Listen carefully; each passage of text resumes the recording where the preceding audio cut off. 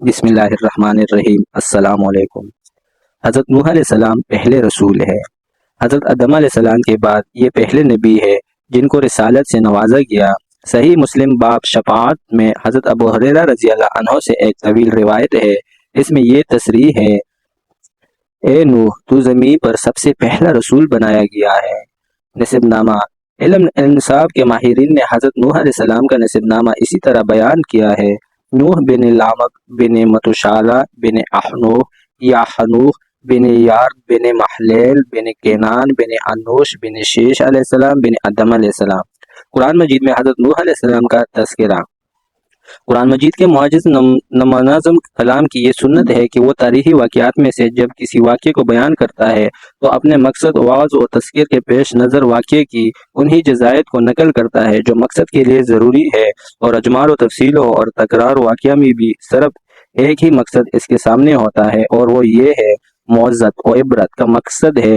چنانچہ اسی اسلوب بیان کے مطابق قرآن مجید نے حضرت نوح علیہ السلام کے واقعے کا اجمالی و تفصیلی ذکر 43 جگہ کیا ہے، لیکن اس واقعے کی اہم تفصیلات صرف سورہ اعراف، ہود، مومنون، شعراء اور سورہ نوح ہی میں بیان ہوئی ہے۔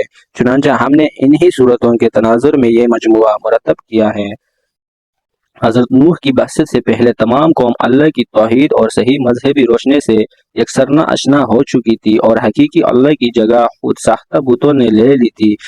غیر اللہ کی پرستش اور اصنام پرستی ان کا شعار تھا۔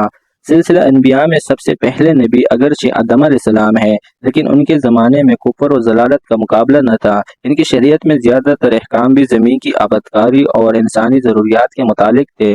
کفر اور کافر کہیں موجود نہ تھے۔ کفر اور شرک کا مقابلہ حضرت نوح علیہ السلام سے شروع ہوا، اور رسالت و شریعت کی حیثیت سے دنیا میں وہ سب سے پہلے رسول ہے۔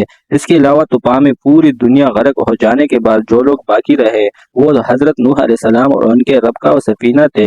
انہیں سے نئی دنیا آباد ہوئی، اسی لیے ان کو آدم آزاد کہا جاتا ہے۔ یہی وجہ ہے کہ قصص انبیاء کا آغاز بھی انہی سے کیا گیا ہے، جن میں 950 برس کی طویل عمر میں ان کی پیغمبرانہ جدوجہد اور اس پر اکثر امت کی کوجری اور اس کے نتیجے میں بجزیہ تھوڑے سے مومنین کے باقی سب کا غرق ہونا بیان ہوا ہے۔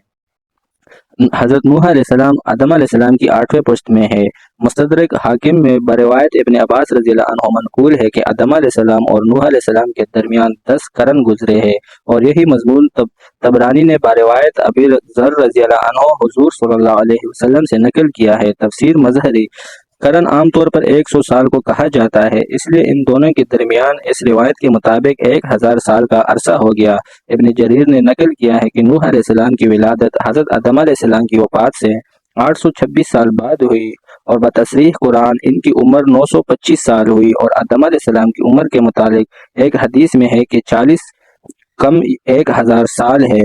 اسی طرح آدم علیہ السلام کی پیدائش سے نوح علیہ السلام کی وفات تک کل 2856 سال ہو جاتے ہیں، لیکن بظاہر اس کے حساب میں غلطی ہوئی۔ خود مظہری کی بیان کردہ تفصیل کے مطابق حضرت نوح علیہ السلام کی کل عمر 1050 سال ہوئی، کیونکہ 950 سال جو قرآن میں مذکور ہے وہ نبوت کے بعد اور طوفان سے پہلے کی مدت پر مشتمل ہے۔ نبوت 40 سال کی عمر میں ملی، اور طوفان کے بعد بھی وہ 60 سال زندہ رہے۔ اسی طرح کل مدت 2852 کے بجائے 2862 سال بنتی ہے، اور اگر حضرت نوح علیہ السلام کی کل عمر 1050 کے بجائے 950 قرار دی جائے جیسے کہ مصنف نے ذکر کیا ہے تو کل مدت قرار پاتی ہے۔ نوح علیہ السلام کا اصلی نام شاکر اور بعض روایت میں سکن اور بعض میں عبد الغفار آیا ہے۔ اس میں اختلاف ہے کہ ان کا زمانہ حضرت ادریس علیہ السلام سے پہلے یا بعد میں۔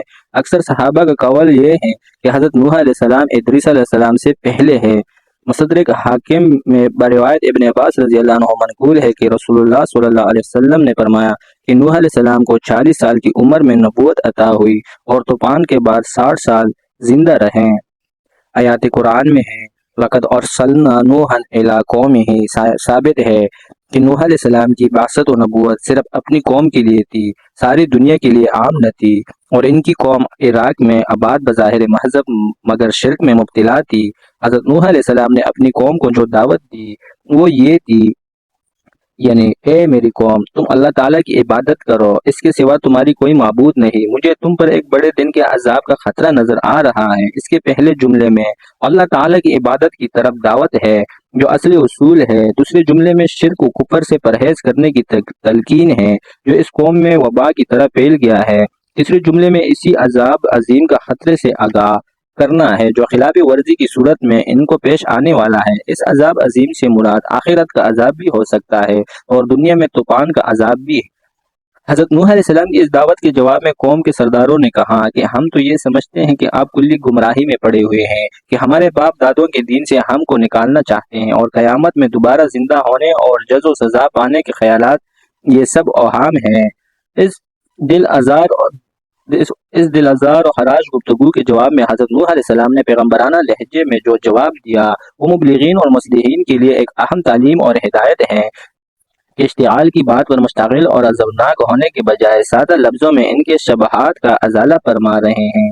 یعنی اے میری قوم، مجھ میں کوئی گمراہی نہیں، مگر بات یہ ہے کہ میں تمہاری طرح آبائی رسوم جہالت کا پابند نہیں، بلکہ میں رب العالمین کی طرف سے رسول ہوں۔ جو کچھ کہتا ہوں ہدایت ربی سے کہتا ہوں اور اللہ تعالیٰ کا پیغام تم تک پہنچاتا ہوں جس میں تمہاری ہی فلاح ہے۔ ان میں اللہ تعالیٰ کا کوئی فائدہ اور نہ میری کوئی غرض۔ اس میں رب العالمین کا لفظ عقیدہ شرک پر ضرب کاری ہے کہ اس میں غور کرنے کے بعد نہ کوئی دیوی اور دیوتا ٹھہر سکتا ہے نہ کوئی یزدان اور وحرمن۔ اس کے بعد فرمایا کہ تم کو جو قیامت کے عذاب میں شباہت ہیں اس کی وجہ تمہاری بے خبری اور ناواقفیت ہے۔ مجھے اللہ تعالیٰ کی طرف سے اس کا علم یقین دیا گیا ہے۔ اس کے بعد ان کے دوسرے شعبے کا جواب ہے جو سورہ مومنون میں صراحت کی، یعنی ان کی قوم نے نوح علیہ السلام کی دعوت پر ایک شبہ یہ بھی کیا کہ یہ تو ہماری ہی طرح ایک بشر اور انسان ہے، ہماری ہی طرح کھاتے پیتے سوتے جاگتے ہیں، ان کو ہم کیسے اپنا مقدہ مان لے؟ اگر اللہ تعالیٰ کو ہمارے لیے کوئی پیغام بھیجنا تھا تو وہ فرشتوں کو بھیجتے جن کا امتیاز اور بڑائی ہم سب پر واضح ہوتی ہے۔ اب تو اس کے سوا کوئی بات نہیں۔ ہماری قوم اور نسل کا ایک آدمی ہم پر اپنا تفوق اور بڑائی قائم کرنا چاہتا ہے۔ اس کے جواب میں فرمایا، یعنی کیا تمہیں اس پر تعجب ہے کہ تمہارے رب کا پیغام تمہاری طرف ایک ایسے شخص کو معرفت آیا جو تمہاری ہم جنس کا ہے تاکہ وہ تمہارے ڈراوے اور تاکہ تم ڈر جاؤ اور تاکہ تم پر رحم کیا جائے؟ یعنی اس کے ڈرانے سے تم متنبہ ہو کر مخالفت چھوڑ دو جس کے نتیجے میں تم پر رحمت نازل ہو۔ مطلب یہ ہے کہ یہ کوئی تعجب کی بات نہیں کہ بشر کو رسول بنایا جائے۔ اول تو حق اعلیٰ مختار متعلق ہے، جس کو چاہے اپنی نبوت اور رسالت عطا فرمائے، اس میں کسی کو چورا کی مجال نہیں۔ اس کے علاوہ اصل معاملہ پر غور کرو تو واضح ہو جائے کہ عام انسانوں کی طرف رسالت و نبوت کا مقصد بشر ہی کے ذریعے پورا ہو سکتا ہے، فرشتوں سے یہ کام نہیں ہو سکتا، کیونکہ اصل مقصد رسالت یہ ہے کہ اللہ تعالیٰ کی کامل اطاعت اور عبادت پر لوگوں کو قائم کر دیا جائے اور اس کے احکام کی مخالفت سے بچایا جائے، اور یہ جب ہی ہو سکتا ہے کہ ان کی جنس بشر کا کوئی شخص نمونہ عمل بن کر ان کو دکھلائے کہ بشرت تقاضوں اور خواہشوں کے ساتھ بھی احکام الہیہ کی اطاعت اور اس کی عبادت جمع ہو سکتی ہے۔ اگر فرشتے یہ دعوت لے کر آتے اور اپنی مثال لوگوں کے سامنے رکھتے تو سب لوگوں کو یہ عذر ظاہر ہوتا کہ فرشتے تو بشرا خواہشات سے پاک ہے، نہ ان کو بھوک پیاس لگتی ہے، نہ نیند آتی ہے، نہ تکان ہوتا ہے، نہ ان کی طرح ہم کیسی بن جائے۔ لیکن جب اپنا ہی ایک ہم جنس بشر تمام بشرا خواہشات اور خصوصیات رکھنے کے باوجود ان احکام الہیہ کی مکمل اطاعت کر کے دکھلائے تو ان کے لیے کوئی عذر نہیں رہ سکتا۔ اسی بات کی طرف اشارہ کرنے کے لیے فرمایا جس کے ڈرانے سے متاثر ہو کر لوگ ڈر جائیں، وہ وہی ہو سکتا ہے جو ان کا ہم جنس اور ان کی طرح بشرا خصوصیات کا جامع ہو۔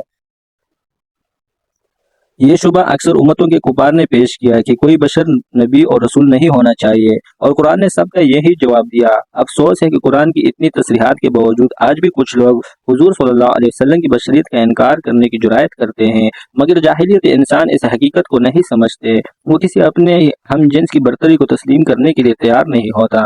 یہی وجہ ہے کہ اپنے ہمسر اولیاء اور علماء سے ان کی معاشرت کی بنا پر نفرت و حقارت کا برتاؤ جاہلوں کا ہمیشہ شیوا رہا۔ قومی نوح پر عذاب۔ قومی نوح علیہ السلام کے دل خراش کلام کے جواب میں حضرت نوح علیہ السلام کا یہ مشفقانہ اور ناصحانہ رویہ یہ بھی ہے ان کے بے حس قوم پر اثر انداز نہ ہوا بلکہ اندھے بن کر جھٹلانے میں لگے رہے، تو اللہ تعالیٰ نے ان پر طوفان کا عذاب بھیج دیا۔ ارشاد فرمایا، یعنی نوح علیہ السلام کی ظالم قوم نے ان کو نصیحت اور خیر خواہی کی کوئی پرواہ نہیں کی اور برابر اپنی تکذیب پر جمع رہے، جس کا نتیجہ یہ ہوا کہ ہم نے نوح علیہ السلام اور ان کے ساتھیوں کو ایک کشتی میں سوار کر کے طوفان سے نجات دے دی، اور جن لوگوں نے ہماری آیات کو جھٹلایا تھا ان کو غرق کر دیا۔ بے شک یہ لوگ اندھے ہو رہے تھے۔ حضرت زید بن اسلم فرماتے ہیں کہ قوم نوح پر طوفان کا عذاب اس وقت آیا جبکہ وہ اپنی کثرت سے و قوت کے اعتبار سے بھرپور تھے۔ عراق کی زمین میں اس کے پہاڑ اور ان کی کثرت کے سب تنگ ہو رہے تھے، اور ہمیشہ اللہ تعالیٰ کا یہی دستور رہا کہ نافرمان لوگوں کو ڈیل دیتے رہتے ہیں۔ عذاب اس وقت بیچتے ہیں جب وہ اپنی کثرت و قوت اور دولت میں انتہا پہنچ جائے اور اس میں بدمست ہو جائے۔ حضرت نوح علیہ السلام کے ساتھ کشتی میں کتنے آدمی تھے؟ اس میں روایت مختلف ہیں۔ ابن کثیر رحمۃ اللہ علیہ بر روایت ابن ابی حاتم حضرت عبداللہ بن عباس رضی اللہ عنہ سے نقل کیا ہے کہ 80 آدمی تھے، جن میں ایک کا نام جرہم تھا، یہ عربی زبان بولتا تھا۔ بعض روایت میں یہ تفصیل بھی آئی ہے کہ 80 کے عدد میں 40 مرد اور 40 عورتیں تھیں۔ طوفان کے بعد یہ سب حضرات موصل میں جس جگہ مقیم ہوئے اس بستی کا نام سامانون مشہور ہو گیا۔ حضرت نوح علیہ السلام نے جب اپنی قوم کو ایمان کی دعوت دی تو قوم نے ان کی نبوت اور رسالت پر چند شبہات اور اعتراضات پیش کیے۔ حضرت نوح علیہ السلام نے باذن اللہ ان کے جواب دیے۔ پہلا اعتراض، ان لوگوں کا پہلا اعتراض حضرت نوح علیہ السلام کی نبوت اور رسالت پر یہ تھا، یعنی آپ تو ہمیں جیسے انسان اور آدمی ہو اور ہماری طرح کھاتے پیتے چلتے پھرتے اور سو جاگتے ہو، پھر ہم آپ کو یہ فوق اور عادت امتیاز کیسے تسلیم کر دے؟ آپ خدا کے رسول اور پیغمبر ہیں۔ ان لوگوں کا خیال یہ تھا کہ انسانوں کی طرف جو شخص اللہ تعالیٰ کی طرف سے رسول بنا کر بھیجا جائے وہ جنس بشر سے نہ ہونا چاہیے بلکہ کوئی فرشتہ ہو جس کا امتیاز سارے انسانوں کو چارونا چار تسلیم کرنا پڑے۔ اعتراض کا جواب، اس میں بتلایا گیا کہ رسول کا بشر یا آدمی ہونا تو نبوت اور رسالت کے منافی نہیں، بلکہ غور کرو تو یہی ضروری ہے کہ آدمیوں کا رسول آدمی ہونا چاہیے تاکہ آدمیوں کو اس سے دین سیکھنا آسان ہو۔ انسان اور فرشتے کے مزاج میں زمین آسمان کا توافق ہے۔ اگر فرشتے کو رسول بنا کر بھیج دیا جائے تو انسانوں کو اس سے دین سیکھنا سخت مشکل ہو جاتا ہے، کیونکہ فرشتہ تو نہ بھوک لگتی ہے، نہ پیاس، نہ نیند آتی ہے، نہ تھکان ہوتا ہے، نہ ان کو انسانی ضروریات و خواہش پیش آتی ہے۔ وہ انسانوں کی اس کمزوری کا احساس کیسے کرتا اور بغیر اس احساس کے انسان عمل میں اس کے اقتباس کیسے کر سکتے ہیں؟ یہ مضمون قرآن کی دوسری آیاتوں میں صراحت اور اشارہ کئی جگہ آ چکا ہے۔ یہاں اس کا ذکر کرنے کے بجائے یہ بتلایا کہ اگر عقل سے کام لو تو رسول و پیغمبر کے لیے یہ تو ضروری نہیں کہ وہ آدمی نہ ہو، ہاں یہ ضروری ہے کہ اللہ تعالیٰ کی طرف سے کوئی بنا اور حاجت کے اس کے ساتھ ہو جس کو دیکھ کر لوگوں کو یہ تسلیم کرنا آسان ہو جائے کہ یہ خدا ہی کی طرف سے بھیجا ہوا رسول ہے۔ وہ بنا اور حاجت عام لوگوں کے لیے انبیاء علیہ السلام کے معجزات ہوتے ہیں۔ اس لیے نوح علیہ السلام نے فرمایا کہ میں اپنے ساتھ اللہ کی طرف سے بنا اور حاجت اور رحمت لے کر آیا ہوں۔ تم اس کو دیکھتے اور غور کرتے تو انکار نہ کرتے، مگر تمہارے انکار اور عناد نے تمہاری نگاہوں کو اس سے اندھا کر دیا اور تم انکار کر بیٹھے اور اپنی ضد پر جم گئے۔ مگر خدا تعالیٰ کی یہ رحمت جو پیغمبر کے ذریعے آتی ہے اسی چیز نہیں کہ زبردستی لوگوں کے سر ڈال دی جائے جب تک وہ خود اس کی طرف رغبت نہ کرے۔ اس میں اشارہ پایا گیا کہ دولت ایمان جو میں لے کر آیا ہوں مگر میرا بس چلتا تو تمہاری انکار اور ضد کے باوجود تمہیں دے ہی دیتا، مگر یہ قانونی قدرت کے خلاف ہے۔ یہ نعمت زبردستی کسی کے سر نہیں ڈالی جا سکتی۔ اس سے یہ بھی ثابت ہو گیا کہ زبردستی کسی مومن یا مسلمان بنانا کسی دور نبوت میں جائز نہیں رکھا گیا۔ بزور شمشیر اسلام پلانے کا سفید جھوٹ گڑنے والے خود بھی اس حقیقت سے بے خبر نہیں، مگر ایک بات ہے جو نواقفوں کے دلوں میں تردد پیدا کرنے کے لیے چلتی کی جاتی ہے۔ اس کے ضمن میں اس کی وجہ بھی سمجھی گئی کہ فرشتوں کو رسول کیوں نہیں بنایا گیا۔ وجہ یہ ہے کہ فرشتہ جو مافوق العادت قوت و طاقت رکھتا ہے اور اپنے وجود کی ہر حیثیت میں انسان سے ممتاز ہے، اس کو دیکھ کر ایمان لانا تو ایک جبری عمل ہو جاتا۔ کسی کی مجال تھی کہ فرشتے کے سامنے وہ ہر دھرمی کرتا جو انبیاء کے سامنے کی جاتی ہے، اور شرن و ایمان مقبول نہیں جو کسی قوت قاہرہ سے مجبور ہو کر اختیار کیا جائے، بلکہ مطلوب ایمان بالغیب ہے کہ اللہ تعالیٰ کی قوت قاہرہ کا پورا مشاہدہ کیے بغیر ایمان اختیار کیا جائے۔ دوسرا اعتراض، ان کا دوسرا اعتراض یہ تھا، یعنی ہم دیکھتے ہیں کہ آپ پر ایمان لانے والے سب سرسری نظر میں حقیر اور ذلیل کمینے لوگ ہیں، کوئی شریف بڑا آدمی نہیں۔ اس اعتراض کے دو پہلو ہیں، ایک یہ کہ تمہاری بات اگر حق اور صحیح ہوتی تو قوم کے بڑے لوگ اس کو قبول کرتے، ان چھوٹے اور رذیل لوگوں کو قبول کرنا ان کی علامت ہے کہ آپ کی دعوت ہی قبول کرنے کے قابل نہیں۔ دوسرا پہلو یہ ہے کہ ہمارے لیے آپ کی دعوت ایمان قبول کرنے سے رکاوٹ یہ ہے کہ ہم ایمان لے آئیں تو بحیثیت مسلمان ہم بھی ان کے برابر سمجھے جائیں گے، نمازوں کو صفوف اور دوسری مجالس میں ہمیں ان کے ساتھ ان کے برابر بیٹھنا پڑے گا، یہ ہم سے نہیں ہو سکتا۔ हकीकत से दौरान नवाकिब ने अरबन और फिक्रों को जिनके पास माल की बहतात नहीं और दिनवी उजाऊ माल नहीं उनको अर्जाल करार दे रखा था। हालांकि ये खुद एक जाहिलाना ख्याल है। इज्जत और जिल्लत और अकल व हम माल और दौलत की ताबा नहीं बल्कि तजर्बा शायद है कि जहाँ माल का एक नशा होता है जो इंसान को बहुत सी मकूल और सही बातों के समझने और कबूल करने से रोक देता है। कमज़ोर और गरीब आदमी की नज़र के सामने ये रुकावटें नहीं होती, वो हक और सही बात को कबूल करने में मुसाबिकत करता है। यही वजह है कि ज़माना कदीम से आदत अल्लाह यही रही है कि पैगम्बरों पर अव्वल ईमान लाने वाले अरबन और फिक्रन ही होते हैं और पिछली आसमानों किताबों में इसकी तसरीहात भी मौजूद है। इसी वजह से जब हर कुल शाहरोम के पास हुजूर सल्लल्लाहु अलैहि वसल्लम का नाम मुबारक दावत ईमान के लिए पहुंचा और उसको ये फिक्र हुई कि मामला की तहकीक करे, चूंकि उसने तौरात और इंजील में अनबिया अलैहिस्सलाम की अलामत पढ़ी हुई थी, इसलिए उस वक्त अरब के जो लोग मुल्क शाम में आए हुए थे उनको जमा करके इन अलामात के मुताबिक चंद सवालात किए। उन सवालात में से एक ये भी था कि इनके एतबा करने वाले कौम के कमज़ोर और गरीब लोग हैं। ये वो जो कौम के बड़े कहलाते हैं उनके लोगों ने बतलाया कि कमज़ोर और गरीब लोग हैं। इस पर हर कुल ने इकरार किया कि यह अलामत तो सच्चे नबी होने की है, क्योंकि अनबिया अलैहिस्सलाम के अव्वल अव्वल इत्बा करने वाले यही कमज़ोर गरीब लोग होते हैं। खुलासा ये है कि गरबा और फिक्रा को रजील समझना इनकी जहालत थी। हकीकत में रजील तो वो हैं जो अपने पैदा करने वाले और पालने वाले मालिक को न पहचाने, इसे काम से रब गिरदानी करे। इसलिए सुफियान सूरी रहमतुल्लाह अलैह से किसी ने पूछा कि कमीना और रजील कौन है, तो फरमाया लोग जो बादशाहों और अफसरों को खुशामद में लगे रहे। और इब्न अराबी ने फरमाया कि कमीना वो आदमी है जो अपना दीन बेचकर दुनिया कमाए। किसी ने पूछा कि सबसे ज्यादा कमीना कौन है, तो फरमाया शख्स जो अपना दीन बर्बाद करके किसी दूसरे की दुनिया संवारे। इमाम मालिक रहमतुल्लाह अलैह ने फरमाया कि कमीना वो शख्स है जो सहाबा कराम रज़ियल्लाहु अन्हुम को बुरा कहे, क्योंकि वो पूरी उम्मत के सबसे बड़े मोहसिन है जिनके जरिए दौलत ईमान और शरीयत इनको पहुंची है। हजरत नूह अलैहिस्सलाम की उसूली हिदायत। सूरह हुद में हजरत नूह अलैहिस्सलाम की तकरीर नकल की गई है जो उन्होंने अपनी कौम के सब एतराज़ात सुनने के बाद इनको कुछ उसूली हिदायत देने के लिए इरशाद फरमाई, जिसमें बतलाया गया कि नबूवत और रिसालत के लिए वो चीज़ें ज़रूरी नहीं जो तुमने समझ रखी है। मसलन पहले फरमाया, यानी मैं तुमसे ये नहीं कहता कि अल्लाह के खजाने मेरे हाथ में हैं। इसमें इन लोगों के इस ख्याल को तरदीद है कि जब अल्लाह की तरफ से रसूल होकर आए हैं तो उनके हाथ में खजाने होने चाहिए जिनसे लोगों को दाद और दहश करते रहे। नूह अलैहिस्सलाम ने बतला दिया कि अनबिया की बहसत का ये मकसद नहीं होता कि वो लोगों को मताह दुनिया में उलझाए, इसलिए खजानों से इनका क्या काम। और ये भी हो सकता है कि इसमें इन लोगों के इस ख्याल की तरदीद हो जो बाज़ लोग समझा करते हैं कि अल्लाह ने अनबिया को बल्कि औलिया को भी मुकम्मल इख्तियारात दे दिए हैं। अल्लाह की कुदरत के खजाने इनके हाथ में होते हैं, जिसको चाहे दे जिसको चाहे ना दे। तो नूह अलैहिस्सलाम के इस इरशाद से वाज़ा हो गया कि अल्लाह ताला ने अपनी कुदरत के खजानों का मुकम्मल इख्तियार किसी नबी को भी सपुर्द नहीं किया। औलिया का तो क्या जिक्र है। अलबत्ता अल्लाह ताला इनकी दुआएं और ख्वाहिश अपनी कुदरत से पूरी फरमाते हैं। दूसरे फरमाया, उन जाहिलों का ये भी ख्याल था कि जो शख्स खुदा ताला का रसूल हो वो आलिमुल गैब भी होना चाहिए। इस जुमले ने वाज़ा कर दिया कि नबूवत और रिसालत इल्म गैब की मुक्तज़ा नहीं और कैसे होती, जबकि इल्म गैब हक ताला की खुसूसी सिफत है जिसमें कोई नबी या फरिश्ता शरीक नहीं हो सकता। हाँ, अल्लाह ताला अपने पैगम्बरों में से जिसको चाहते हैं जितना चाहते हैं गैब का इसरार पर मुताला कर देते हैं, मगर उसकी वजह से इनको आलिमुल गैब कहना दुरुस्त नहीं होता, क्योंकि इनके इख्तियार में नहीं होता कि जिस गैब को चाहे मालूम कर ले। तीसरी बात ये फरमाई, यानी मैं तुमसे ये भी नहीं कहता कि मैं फरिश्ता हूँ। इसमें इनके इस ख्याल की तरदीद की गई है कि रसूल कोई फरिश्ता होना चाहिए। चौथी बात ये इरशाद फरमाई कि तुम्हारी नजरें जिन गरीब बेसरमाया लोगों को हकीर और जलील देखती हैं, मैं तुम्हारी तरह ये नहीं कह सकता कि अल्लाह ताला इनको कोई खैर और भलाई ना देगा, क्योंकि खैर और भलाई का ताल्लुक माल और दौलत से नहीं बल्कि इंसान के कल्ब से है, और दिलों के हाल अल्लाह ताला ही जानते हैं कि किसका कल्ब खैर और इस्लाह के काबिल है किसका नहीं।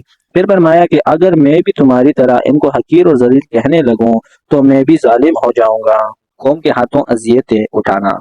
रिवायत ज़हाक हज़रत इब्न अब्बास रज़ियल्लाहु अन्हु से मनकूल है कि उनकी कौम इनको इतना मारती कि वो गिर जाते तो उनको एक कंबल में लपेट कर मकान में डाल देते थे और ये समझते थे ये मर गए। फिर जब अगले रोज उनको होश आता तो उनको अल्लाह की तरफ बुलाते और तबलीग के अमल में लग जाते। मोहम्मद बिन इसहाक ने उबैद बिन उमर और लशी से रिवायत किया है कि इनको ये खबर पहुंची कि नूह अलैहिस्सलाम की कौम इनको गला घोंट देती है जिससे वो बेहोश हो जाते हैं, और जब होश आता है तो ये दुआ करते हैं اے میرے پروردگار، میری قوم کو معاف کر دے، کیونکہ وہ جانتے نہیں کہ ان کی نسل کے ایمان لانے سے مایوس ہوئی تو یہ امید رکھتے تھے کہ ان کی اولاد میں کوئی ایمان لے آئے گا۔ وہ نسل بھی گزر جاتی تو تیسری نسل سے یہی توقع لگا کر اپنے فرض منصبی میں مشغول رہتے ہیں، کیونکہ ان نسلوں کی عمریں اتنی طویل نہ تھی جتنی حضرت نوح علیہ السلام کو بطور معجزہ عطا ہوئی تھی۔ قوم کے لیے بد دعا۔ جب ان کی نسل پر نسل گزرتی رہی اور ہر آنے والی نسل پچھلی سے زیادہ شریر اور بدتر ثابت ہوئی تو حضرت نوح علیہ السلام نے بارگاہ رب العزت میں اپنا شکوہ پیش فرمایا، جس میں بتلایا کہ میں نے ان کو رات دن اجتماعاً، انفراداً، اعلانیہ اور خفیہ جو طریقے کسی اور کو راستہ پر لانے کا ہو سکتا ہے وہ سب اختیار کیا۔ کبھی اللہ کے عذاب سے ڈرایا، کبھی جنتوں کی نعمتوں کی ترغیب دلائی، اور یہ بھی کہ ایمان اور عمل صالح کی برکت سے تمہیں دنیا میں فلاح اور خوشحالی نصیب ہوگی۔ کبھی اللہ تعالیٰ کی قدرت کاملہ کی نشانیوں کو پیش کر کے سمجھایا، مگر انہوں نے ایک نہ سنی۔ دوسری طرف حق تعالیٰ نے ان کو یہ بھی بتلا دیا کہ آپ کوئی پوری قوم میں جس کو ایمان لانا تھا لے آیا، آگے ان میں ایمان قبول نہ کرے گا۔ ان کا یہی مطلب ہے۔ اس وقت حضرت نوح علیہ السلام کی زبان پر بد دعا کے کلمات آئے، جس کے آگے ذکر کیا گیا ہے، جس کے نتیجے میں پوری قوم غرق و ہلاک ہو گئی، بجزیہ مومنین کے جن کو ایک کشتی میں سوار کر لیا گیا تھا۔ قوم کی پہائش کے سلسلے میں نوح علیہ السلام نے ان کو اللہ تعالیٰ سے استغفار کرنے یعنی ایمان لا کر پچھلے گناہوں کو معافی مانگنے کی دعوت دی، اور اس کا دنیاوی نفع یہ بتلایا۔ جیسے اکثر علماء نے استدلال کیا ہے، گناہوں سے توبہ استغفار سے اللہ تعالیٰ بارش حسب موقع برسا دیتے ہیں، قحط نہیں پڑنے دیتے، اور مال و اولاد میں استغفار سے برکت ہوتی ہے۔ کہیں کسی حکمت الہیہ کے تقاضے سے اس کے خلاف بھی ہوتا ہے، مگر عادت اللہ عام لوگوں کے ساتھ یہی ہے کہ توبہ استغفار اور ترک معصیت سے دنیا کی بلائیں بھی ٹل جاتی ہے۔ روایت حدیث سے بھی اس کی تائید ہوتی ہے۔ قوم کے شکوے کے سلسلے میں فرمایا، کبار اکبر کا مبالغہ ہے، جس کے معنی بہت بڑے کے ہیں۔ مطلب یہ ہے کہ انہوں نے بہت بڑا مکر کیا، وہ یہ تھا کہ وہ خود تو تکذیب کر کے عزائے پہنچاتے ہیں تھے، بستی کے غنڈوں اور شریروں کو بھی ان کے پیچھے ڈال دیتے تھے۔ اسی شکوے میں کفار کا یہ قول نقل فرمایا کہ انہوں نے باہم معاہدہ کیا کہ یعنی اے اپنے بتوں کو، خصوصاً ان 5 بڑے بتوں کی عبادت کو نہ چھوڑو، یہ 5 نامی 5 بتیں ہیں۔ امام بغوی نے نقل کیا ہے کہ یہ 5 دراصل اللہ کے نیک و صالح بندے تھے جو آدم علیہ السلام اور نوح علیہ السلام کے درمیانی زمانے میں گزرے تھے۔ ان کے بہت سے لوگ متقد اور متبع تھے۔ ان لوگوں نے ان کی وفات کے بعد بھی ایک عرصہ دراز تک انہی کے نقش قدم پر عبادت اور اللہ کے احکام کی اطاعت جاری رکھی۔ کچھ عرصے کے بعد شیطان نے ان کو سمجھایا کہ تم اپنے جن بزرگوں کے تابع عبادت کرتے ہو، اگر ان کی تصویریں بنا کر سامنے رکھا کرو تو تمہاری عبادت بڑی مکمل ہو جائے گی، خشوع حضور حاصل ہوگا۔ یہ لوگ اس فریب میں آ کے ان کے مجسمے بنا کر عبادت گاہ میں رکھنے اور ان کو دیکھ کر بزرگوں کی یاد تازہ ہو جانے سے ایک خاص کیفیت محسوس کرنے لگے، یہاں تک کہ اسی حال میں یہ لوگ سب یکے بعد دے کر مر گئے اور بالکل نئی نسل نے ان کی جگہ لے لی۔ تو شیطان نے ان کو یہ پڑھایا کہ تمہارے بزرگوں کے خدا اور معبود بھی بت تھے اور انہی کی عبادت کیا کرتے تھے۔ یہاں سے بت پرستی شروع ہو گئی، اور ان 5 بتوں کی عظمت ان کے دلوں میں چونکہ سب سے زیادہ بیٹھی ہوئی تھی، اس لیے باہمی معاہدے میں ان کا نام خاص طور سے دیا گیا ہے۔ ایک سوال کا جواب، یہاں یہ شبہ نہ کیا جائے کہ انبیاء علیہ السلام کا فرض منصبی قوم کو ہدایت کرنے کا ہے۔ نوح علیہ السلام نے ان کی گمراہی کی بد دعا کیسے کی؟ کیونکہ حقیقت یہ ہے کہ نوح علیہ السلام کو اللہ تعالیٰ نے اس کی تو خبر دے دی تھی اب ان میں کوئی مسلمان نہیں ہوگا، اس لیے ان کا گمراہی اور کفر پر مرنا تو یقینی تھا۔ حضرت نوح علیہ السلام نے ان کی گمراہی بڑھا دینے کی دعا اس لیے فرمائی کہ جلد ان کا پیمانہ لبریز ہو جائے اور ہلاک کر دیے جائے۔ پانی میں آگ کا عذاب سورہ نوح میں ہے، یعنی یہ لوگ اپنی خطاؤں کو کفر و شرک کی وجہ سے پانی میں غرق کیے گئے تو یہ آگ میں داخل ہو گئے، اور متضاد عذاب کو ڈوبے پانی میں اور نکلے آگ میں حق تعالیٰ کی قدرت سے کیا بعید ہے۔ اور ظاہر ہے کہ یہاں جہنم کی آگ تو مراد نہیں، کیونکہ اس میں داخلہ تو قیامت کے حساب کتاب کے بعد ہو گیا۔ یہ برزخی آگ ہے جس میں داخل ہونے کی قرآن کریم نے خبر دی ہے۔ اس آیات سے معلوم ہوا کہ عالم برزخ یعنی قبر میں رہنے کے زمانے میں بھی مردود اور عذاب ہوگا۔ اس سے یہ بھی ظاہر ہے کہ جب قبر میں بد عمل کو عذاب ہوگا تو نیک عمل والوں کو ثواب اور نعمت بھی ملے گی۔ احادیث صحیح متواترہ بھی میں قبر کے اندر عذاب و ثواب ہونے کا بیان اس کثرت اور وضاحت سے آیا ہے کہ انکار نہیں کیا جا سکتا، اس لیے اس پر امت کا اجماع اور اس کا اقرار اہل سنت اور جماعت کی علامت ہے۔ حضرت نوح علیہ السلام کو حق تعالیٰ نے تقریباً 1000 سال کی عمر دراز عطا فرمائی۔ इसके साथ अल्लाह की तरफ दावत देने और कौम की इस्लाह करने की फिक्र और पैगम्बराना जदोजहद का भी ये दर्जा अता फरमाया कि इस तवील मुद्दत उम्र में हमेशा अपनी कौम को दीन, हक और कलमा तौहीद की दावत देते रहे।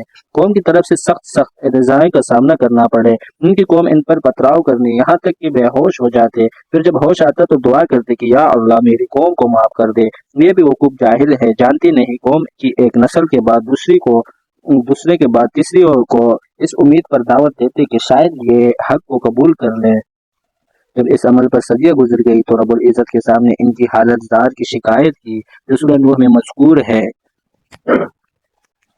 और इतने तवील मसाइब के बाद इस मर्द खुदा की जुबान पर यह दुआ आई, ए मेरे परवरदिगार, इनकी तकजीब के बमुकाबिल आप मेरी मदद कीजिए। कौम नूह का जुल्म और जोर हद से गुजर जाने के बाद हक ताला ने हज़रत नूह अलैहिस्सलाम को खिताब फरमाया, जिसमें अव्वल तो हज़रत नूह अलैहिस्सलाम को ये बतलाया गया कि आपकी कौम में जो इनके ईमान लाना था ले आए, अब कोई और शख्स ईमान कबूल न करेगा। इनके दिलों पर इनकी हठधर्मी और सरकशी की बिना पर मोहर लग चुकी है, इसलिए अब आप इस कौम का गम न खाए और इनके ईमान कबूल न करने से परेशान ना हो। दूसरी बात ये बतलाई गई कि अब हम इस कौम पर अजाब पानी के तूफान का भेजने वाले हैं, इसलिए आप एक कश्ती तैयार करें जिसमें आपके अहले अयाल और जितने मुसलमान हैं वह अपनी ज़रूरत के समा सके, ताकि तूफान के वक़्त ये सब इसमें सवार होकर निजात पा सकें। हज़रत नूह अलैहिस्सलाम ने हुक्म के मुताबिक कश्ती बनाई। फिर जब तूफान की इब्तिदा की अलामत सामने आ गई कि ज़मीन से पानी उबलने लगा तो नूह अलैहिस्सलाम को हुक्म दिया गया कि खुद माँ अपने अहले अयाल के और इन लोगों के जो आप पर ईमान लाए हैं उस कश्ती में सवार हो जाए और इंसानों की ज़रूरियात जिन जानवरों से मुतालिक है जैसे गाय, बैल, बकरी, घोड़ा, गधा वगैरह, उनका भी एक एक जोड़ा कश्ती में सवार कर रहे। हज़रत नूह अलैहिस्सलाम ने हुक्म के मुताबिक सबको सवार कर लिया। आखिर में फरमाया कि नूह अलैहिस्सलाम पर ईमान लाने वाले और कश्ती में सवार होने वाले मुसलमानों की तादाद बहुत कम थी। हज़रत नूह अलैहिस्सलाम को तसल्ली और नाफरमानों के लिए अज़ाब। नूह अलैहिस्सलाम पर ये वही भेजी गई कि उनकी कौम में से जो ईमान लाने वाले थे ला चुके हैं, आइंदा और कोई ईमान न लाएगा। इसलिए ये लोग जो कुछ मामला आपके साथ करते हैं इससे आप गमगीन और परेशान ना हो, क्योंकि गम और परेशानी अमूमन जब होती है जब किसी से सुलह उपला की उम्मीद वास्ता हो। मायूसी भी एक किस्म की राहत होती है। आप इनसे मायूस हो जाए और जो तकलीफ और सदमा हज़रत नूह अलैहिस्सलाम को इनकी एज़ाओं से पहुंच रहा था उसके इंतजाम की तरफ से दूसरी आयत में इशारा किया गया है कि इनको पानी के तूफान में गर्क कर दिया जाएगा। उन्हें हालात में हज़रत नूह अलैहिस्सलाम की जुबान पर इतनी कौम के लिए वो बद्दुआ आई थी जिसका जिक्र सूरह नूह में किया गया है, यानी ए मेरे परवरदिगार, अब इन काफिरों में से कोई जमीन पर बसने वाला न छोड़िए, क्योंकि अगर ये रहे तो इनकी आइंदा नस्ल भी इसी सरकश और फाजिर और काफिर होंगे। यही दुआ कबूल होकर पूरी कौम नूह तूफान में गर्क की गई। नूह अलैहिस्सलाम को कश्ती साजी की तालीम। हज़रत नूह अलैहिस्सलाम को जब कश्ती बनाने का हुक्म मिला उस वक़्त वो न कश्ती को जानते थे न इसके बनाने को। इसके लिए दूसरी आयत में इसकी सफीना साजी की हकीकत जाहिर करने के लिए फरमाया, यानी आप कश्ती बनाइए हमारी निगरानी में और हमारी वही के मुताबिक। रिवायत हदीस में है कि जिब्राइल अमीन ने बज़रिए वही इलाही हज़रत नूह अलैहिस्सलाम को सफीना साजी की तमाम ज़रूरियात और इसका तरीका बतलाया। उन्होंने साल की लकड़ी से ये कश्ती तैयार की। बास तारीखी रिवायत में इसकी पैमाइश ये बतलाई गई कि ये 300 गज लंबा, 50 गज चौड़ा, 30 गज ऊंचा मंजिला जहाज था और रोशनदान मरोजा तरीके के मुताबिक दाएं बाएं खुलते थे। इसी तरह ये जहाज साजी की सनत वही खुदाबंदी के जरिए सबसे पहले हज़रत नूह अलैहिस्सलाम के हाथों शुरू हुई, फिर इसमें तरक्कियात होती रही। तमाम ज़रूरियात सनतों की इब्तिदा वही के जरिए हुई। हाफिज शम्सुद्दीन ज़हबी की लतफ़ नबवी में बात सलब से नकल किया गया है कि इंसान के लिए जितनी सनातों की ज़रूरत है उन सब की इब्तिदा बज़रिए वही इलाही किसी पैगम्बर के जरिए अमल में आई है। फिर हस्ब ज़रूरियात इसमें इजाफे और सहूलियतें मुख्तलिफ ज़मानों में होती रही। सबसे पहले पैगम्बर हज़रत आदम अलैहिस्सलाम की तरफ जो वही आई है उसका बेशतर हिस्सा ज़मीन की आबादकारी और मुख्तलिफ सनतों से मुतालिक है। बोझ उठाने के लिए पहियों के जरिए चलने वाली गाड़ी की ईजाद भी उस सिलसिले की ईजादात में से है। सर सैयद साहिब बानी अलीगढ़ कॉलेज ने खूब फरमाया कि ज़माने ने तरह तरह की गाड़ियाँ ईजाद कर ली, लेकिन मर्दार कार हर किस्म की गाड़ियों का दर्री और पहिए पर ही रहा। वो बैलगाड़ी और गद्दा गाड़ी से लेकर रेलवे और बेहतरीन किस्म की मोटर गाड़ियों तक सबसे मुश्तरक है। इसलिए सबसे बड़ा मुआजिद गाड़ियों का वो शख्स है जिसने पहिया ईजाद किया कि वो दुनिया भर की सारी मशीनरी की रूह पहिया ही है। और मालूम हो चुका है कि ये ईजाद पैगम्बर अव्वल हज़रत आदम अलैहिस्सलाम के हाथों बज़रिए वही इलाही अमल में आई है। इससे ये भी मालूम हो गया कि एशिया ज़रूरत की सनतकारी इतनी अहमियत रखती है कि बतौर वही अनबिया अलैहिस्सलाम को सिखाई गई है। कौम वालों का कश्ती बनाने पर मजाक उड़ाना। حضرت نूह अलैहिस्सलाम को सफीना साजी की हिदायत देने के साथ ये भी फरमा दिया गया कि आपकी कौम पर तूफान आएगा, वो गरक होंगे। उस वक्त आप अपनी शफकत की बिना पर इनके बारे में कोई सिफारिश ना करें। हज़रत नूह अलैहिस्सलाम बहुक्म खुदावंदी कश्ती बनाने में मशगूल थे। उनकी कौम के सरदार जब इनको देखते और पूछते कि क्या कर रहे हो, तो ये फरमाते कि तूफान आने वाला है, इसलिए कश्ती तैयार कर रहा हूँ। इनकी कौम इनका मजाक उड़ाती और इस्तेहजा करती थी कि यहाँ पीने के लिए तो पानी का कहते हैं। ये बुजुर्ग इस खुशकी में कश्ती चलाने की फिक्र में है। हज़रत नूह अलैहिस्सलाम ने इनके जवाब में फरमाया कि अगर आज तुम हमसे इस्तेहजा करते हो तो याद रखो कि एक दिन ऐसा भी आने वाला है जिसमें हम तुमसे इस्तेहजा करेंगे। मुराद ये है कि हालात ऐसे पेश आएंगे जो खुद तुम्हारे इस्तेहजा के मौजूब होंगे, क्योंकि हकीकतन इस्तेहजा और तमस्खर शान अनबिया के खिलाफ है। वो किसी के लिए जायज़ नहीं बल्कि हराम है। कुरान करीम का इरशाद है, यानी कोई किसी के साथ इस्तेहजा ना करे, हो सकता है कि वो इस इस्तेहजा करने वाले से बेहतर हो। इसलिए यहाँ इस्तेहजा से मुराद उनके इस्तेहजा का अमली जवाब है कि जब तुम अजाब में गिरफ्तार होंगे तो हम तुम्हें बतलाएंगे कि ये है तुम्हारे इस्तेहजा का अंजाम। जैसे कि इसके बाद चौथी आयत में फरमाया है कि अनकरीब तुम्हें मालूम हो जाएगा कि किस पर ऐसा अजाब आया चाहता है जो इसको रुसवा कर दे, और किसी पर दायमी अजाब होता है। पहले अजाब से दुनिया का वो अजाब, मुकीम से आखिरत का दायमी अजाब मुराद है। तूफान की इब्तिदा और इससे मुतालिक हिदायत और वाक़यात के सिलसिले में इरशाद फरमाया, जब हमारा हुक्म आ पहुंचा और तनौर से पानी उबलना शुरू हो गया। लफ्ज़ तनौर कई मानी है इस्तेमाल में होता है। सिता ज़मीन को भी तनौर कहते हैं। रोटी पकाने के तनौर को भी तनौर कहा जाता है। ज़मीन के बुलंद हिस्सों के लिए भी लफ्ज़ तनौर बोला जाता है। इसलिए आइमा तफसीर में से बाज़ ने फरमाया कि इस जगह तनौर से मुराद सिता ज़मीन है कि इससे पानी उबलने लगा। यानी बाज़ ने फरमाया कि हज़रत आदम अलैहिस्सलाम का तनौर मुकाम ऐन वर्दा मुल्क शाम में था, वो मुराद है, इससे पानी निकलने लगा। बाज़ ने फरमाया हज़रत नूह अलैहिस्सलाम का अपना तनौर कोपा में था, वो मुराद है। अक्सर मुफस्सिरीन हज़रत हसन मुजाहिद शाही, हज़रत अब्दुल्लाह बिन अब्बास रज़ियल्लाहु अन्हु वगैरह हमसे इसको इख्तियार फरमाया। और शाबी रहमतुल्लाह तो कसम खाकर कहा करते थे कि ये तनौर शहर कोपा के एक गोशा में था, और ये कहकर हज़रत नूह अलैहिस्सलाम ने अपनी कश्ती मस्जिद कोपा के अंदर बनाई थी। इस मस्जिद के दरवाजे पर यह तनौर था। हज़रत इब्न अब्बास रज़ियल्लाहु अन्हु फरमाते हैं कि हक़ ताला ने हज़रत नूह अलैहिस्सलाम से फरमाया था कि आप ये देखें कि आपके घर के तनौर से पानी उबलने लगे तो समझ ले कि तूफान आ गया। मुफस्सिर कर्तबी रहमतुल्लाह अलैह ने फरमाया कि अगरचे तनौर के मानी में मुफस्सिरीन के अक़वाल मुख्तलिफ नज़र आते हैं, मगर हकीकत ये है कि ये कोई इख्तिलाफ नहीं। जब तूफान का पानी उबलना शुरू हुआ तो रोटी पकाने के तनौर से भी निकला, सिता ज़मीन से भी उबला, मल्क शाम एन अलवर्दा के तनौर से भी निकला, जैसे कि कुरान करीम ने खुद तस्रीह फरमाई है। यानी हमने आसमां के दरवाजे मूसलाधार बारिश के लिए खोल दिए और ज़मीन से चश्मे में ही चश्मे फूट पड़े। शबीर रहमतुल्लाह अलैह ने अपने बयान में ये भी फरमाया कि ये कोपा के जामा मस्जिद, मस्जिद हराम और मस्जिद नबवी और मस्जिद अक्सा के बाद चौथी मस्जिद है जो एक इम्तियाजी शान रखती है। जब तूफान शुरू हो गया तो हज़रत नूह अलैहिस्सलाम को हुक्म दिया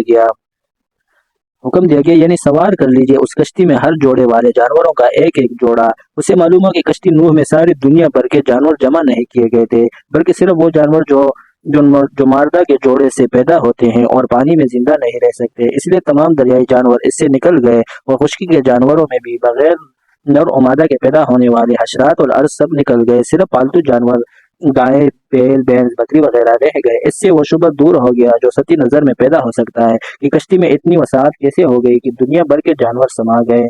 और फिर नूह अलैहिस्सलाम को इरशाद फरमाया कि आप अपने अहलो अयाल को बजजान के जो कुफर पर है कश्ती में सवार कर ले, उन सब लोगों को भी जो आप ईमान लाए हैं, मगर ईमान लाने वालों को तादाद भी बहुत कलील है। कश्ती वालों को सही तादाद कुरान और हदीस में मुतय्यन नहीं की गई। हज़रत अब्दुल्लाह बिन अब्बास रज़ियल्लाहु अन्हु से मनकूल है कि तादाद कुल 80 आदमियों की थी, जिनमें हज़रत नूह अलैहिस्सलाम के 3 बेटे साम, हाम, याफस और इनकी 3 बेटियां भी थी। चौथा बेटा कुफार के साथ रह कर तूफान में गरक हो गया। कुरान करीम में है कि और नूह अलैहिस्सलाम ने सब जानवरों को सवार करके अपने मुतय्यन से फरमाया कि आओ इस कश्ती में सवार हो जाओ और गरक से कुछ अंदेशा मत करो, क्योंकि इसका चलना और टहलना सब अल्लाह ही के नाम से है और वही इसके महाज है। फिर अंदेशा क्यों किया जाए, और गुबंदों के गुनाह मुक्तज़ी गरक को है, मगर बारिकीन मेरा रब गफूर है, रहीम है, वो अपनी रहमत से गुनाह बख्श देता है और हिफाजत भी करता है। और सब कश्ती पर सवार हो गए और इस असना में पानी बढ़ गया और वो कश्ती उनको लेकर पहाड़ जैसी मौजू में चलने लगी। और नूह अलैहिस्सलाम ने अपने एक सगे सौतेले बेटे को, जिसका नाम कनान था, वो बावजूद पहाड़िश के ईमान न लाया था और वो बोझा ईमान न लाने की कश्ती में सवार न किया गया था। और उस वक्त कश्ती किनारे के करीब ही था और वो किनारा पर मौजूद था, बतौर आखिरी दावत के पुकारा, और वो कश्ती से अलहदा मकाम पर था। کہ اے میرے پیارے بیٹے، کشتی میں سوار ہونے کی شرط کی ایمان ہے، بجا لا کر جلدی ہمارے ساتھ سوار ہو جا، اور عقیدہ میں کافروں کے ساتھ مت ہو، یعنی کفر کو چھوڑ دے کہ غرق سے بچ جائے۔ وہ کہنے لگا کہ میں ابھی کسی پہاڑ کی پناہ لے لوں گا جو مجھ کو پانی میں غرق ہونے سے بچا لے گا، کیونکہ وہ وقت ابتدا طوفان کا تھا، پہاڑوں کے اوپر پانی نہ پہنچا تھا۔ نوح علیہ السلام نے فرمایا کہ آج اللہ کے قہر سے کوئی بچانے والا نہیں، نہ پہاڑ اور نہ اور کوئی چیز، لیکن جس پر وہی رحم کرے تو اس کو خود ہی بچا لے۔ غرض کنعان اس وقت بھی ایمان نہ لایا، اور پانی زور و شور کے ساتھ اس طرف سے بڑھ گیا، اور دونوں باپ بیٹوں کے بیچ میں ایک موج حائل ہو گئی، بس وہ بھی مسل دوسروں کافروں کے غرق ہو گیا۔ اور جب کفار سب غرق ہو چکے تھے، حکم ہو گیا کہ اے زمین اپنا پانی جو کہ تیری سطح پر موجود ہے نگل جا، اور اے آسمان برسنے سے تم جا۔ چنانچہ دونوں امر وقع ہو گئے اور پانی گھٹ گیا اور قصہ ختم ہوا، اور کشتی کوا جودی پر آ ٹھہری، اور کہہ دیا گیا کافر لوگ رحمت سے دور ہوں۔ حضرت نوح علیہ السلام کا بیٹا کنعان۔ جب حضرت نوح علیہ السلام کے سب اہل و عیال کشتی میں سوار ہو گئے، مگر ایک لڑکا جس کا نام کنعان بتلایا جاتا ہے سوار ہونے سے رہ گیا، تو پدرانہ شفقت سے حضرت نوح علیہ السلام نے اس کو پکارا کہ ہمارے ساتھ کشتی میں آ جاؤ، کافروں کے ساتھ نہ رہو کہ غرق ہو جاؤ گے۔ یہ لڑکا کافر اور دشمنوں کے ساتھ سازباز رکھتا تھا، اور حقیقت میں کافر تھا، مگر غالباً حضرت نوح علیہ السلام کو اس کے کافر ہونے کا یقینی طور پر علم نہ تھا، اور اگر علم تھا تو کفر سے توبہ کر کے ایمان لانے کی دعوت کے طور پر اس کو کشتی میں سوار ہونے اور کافروں کے ساتھ چھوڑنے کی نصیحت فرمائی۔ مگر اس بدبخت نے اس وقت بھی طوفان کو سرسری سمجھا کر اور کہنے لگا کہ آپ فکر نہ کریں، میں پہاڑ پر چڑھ کر طوفان سے بچ جاؤں گا۔ حضرت نوح علیہ السلام نے پھر متنبہ کیا کہ ظالم کس خیال میں ہے، آج کوئی اونچی عمارت یا پہاڑ کسی کو اللہ کے عذاب سے بچانے والا نہیں، اور بچنے کی کوئی صورت بجائے اس کے نہیں جو اللہ تعالیٰ ہی اس پر رحم فرما دے۔ باپ بیٹے کی گفتگو دور سے چل ہی رہی تھی کہ ایک موج اس طوفان کی آئی اور بیٹے کو بہا لے گئے۔ تاریخی روایت میں ہے کہ طوفان نوح علیہ السلام کا پانی بڑے سے بڑے پہاڑ کی چوٹی سی 15 گز اور بعض روایت کے لحاظ سے 40 گز اونچائی پر تھا۔ قرآن کریم میں طوفان کے ختم ہونے اور حالات کے ہموار ہونے کے بیان اس طرح کیا گیا ہے کہ حق تعالیٰ نے زمین کو خطاب کر کے حکم دیا، اے زمین تو اپنا پانی نگل لے۔ مراد یہ ہے کہ جس قدر پانی زمین سے ابلا تھا اس کے لیے حکم دے دیا کہ اس کو پھر زمین اپنے اندر اتار لے۔ آسمان کو حکم دیا کہ اب پانی برسنا بند کر دے۔ اسی طرح زمین سے نکلا ہوا پانی پھر زمین میں چلا گیا، اور آسمان سے آئندہ پانی برسنا بند ہو گیا۔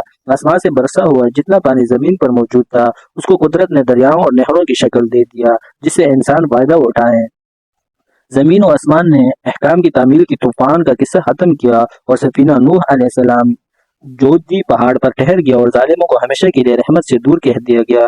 جودی پہاڑ آج بھی اس نام سے قائم ہے۔ اس کا محل وقوع حضرت نوح علیہ السلام کے وطن اصلی عراق موصل کے شمال میں جزیرہ ابن عمر کے قریب آرمینیا کی سرحد پر ہے۔ یہ ایک کوہستانی سلسلہ ہے جس کے ایک حصے کا نام جودی ہے، اس کے ایک حصے کو حرارات کہا جاتا ہے۔ موجودہ تورات میں کشتی ٹہرنے کا مقام کو حرارات کا بتلایا ہے۔ ان دونوں روایتوں میں کوئی ایسا تضاد نہیں، مگر مشہور قدیم تاریخوں میں بھی یہی ہے کہ نوح علیہ السلام کی کشتی جودی پہاڑ پر آ کر ٹھہری تھی۔ قدیم تاریخوں میں یہ بھی مذکور ہے کہ عراق کے بہت سے مقامات میں اس کشتی کے ٹکڑے اب تک موجود ہیں، جن کو تبرک کے طور پر رکھا اور استعمال کیا جاتا ہے۔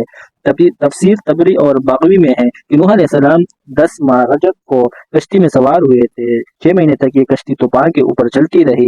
جب بیت اللہ شریعت کے مقام پر پہنچی تو 7 مرتبہ طواف کیا۔ اللہ تعالیٰ نے اپنی بیعت کو بلند کر کے غرق سے بچا لیا۔ پھر 10 محرم یوم عاشورہ میں طوفان ختم ہو کر کشتی جبل الجودی پر ٹھہری۔ حضرت نوح علیہ السلام نے اس روز شکرانہ کے طور پر روزہ رکھا، اور کشتی میں جتنے آدمی ساتھ تھے سب کو روزہ رکھنے کا حکم دیا۔ بعض روایتوں میں ہے کہ کشتی کے شریک سب جانوروں نے بھی اس دن روزہ رکھا تھا۔